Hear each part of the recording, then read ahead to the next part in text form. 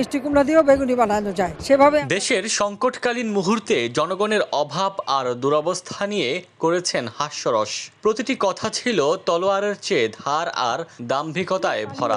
শেখ হাসিনা নাই, শেখ হাসিনা চলে গেছে। বলেছিলেন পালাবেন না দেশ ছেড়ে, তবে নেতাকর্মীদের ফেলে ৫ আগস্ট পাড়ি জমালেন দিল্লিতে। ১.৫ দশক ক্ষমতায় থাকাকালীন দেশে যতগুলো ছোট বড় প্রকল্প হাতে নিয়েছিলেন প্রত্যেকটিতেই হাজার কোটি টাকা লোপাট করেছেন।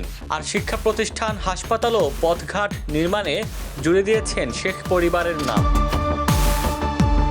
এই যেমন বঙ্গবন্ধু শেখ মুজিবুর রহমান কৃষি বিশ্ববিদ্যালয়, শেখ ফজিলাতুন্নেসা মুজিব বিজ্ঞান ও প্রযুক্তি বিশ্ববিদ্যালয়, Sheikh Kamal IT training centre, Bangabandhu জাতীয় stadium, Sheikh Hasina medical college ইত্যাদি। জনগণের টাকায় এমন বহু সরকারি প্রতিষ্ঠান গড়ে তোলেন যা কিনা শেখ পরিবারের নামে নামকরণ করা হয়। এতে সাধারণ মানুষের মধ্যে তিক্ততা দেখা দেয়। প্রশ্ন ওঠে, লাখো শহীদের রক্তের বিনিময়ে পাওয়া এ দেশ কি শেখের মুল্লুক বানাতে চাইছেন শেখ হাসিনা?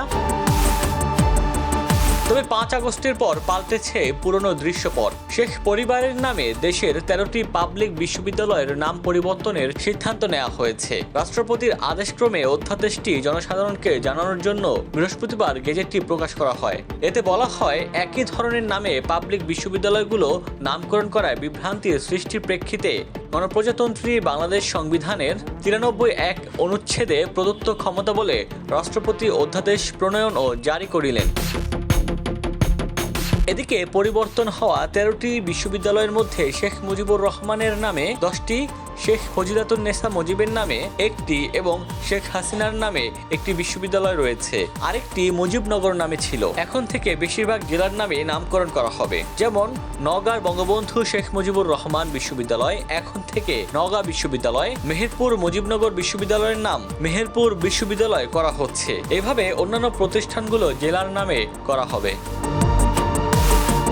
এর আগে গত ১৬ জানুয়ারি উপদেষ্টা আসিফ মাহমুদ সজীব ভুঁইয়া নিজের ফেসবুক আইডিতে দেয়া এক পোস্টে শেখ পরিবারের নামে থাকা ১৩টি বিশ্ববিদ্যালয়ের নাম পরিবর্তনের কথা জানান। ডেস্ক রিপোর্ট, দৈনিক ডেস্টিনি।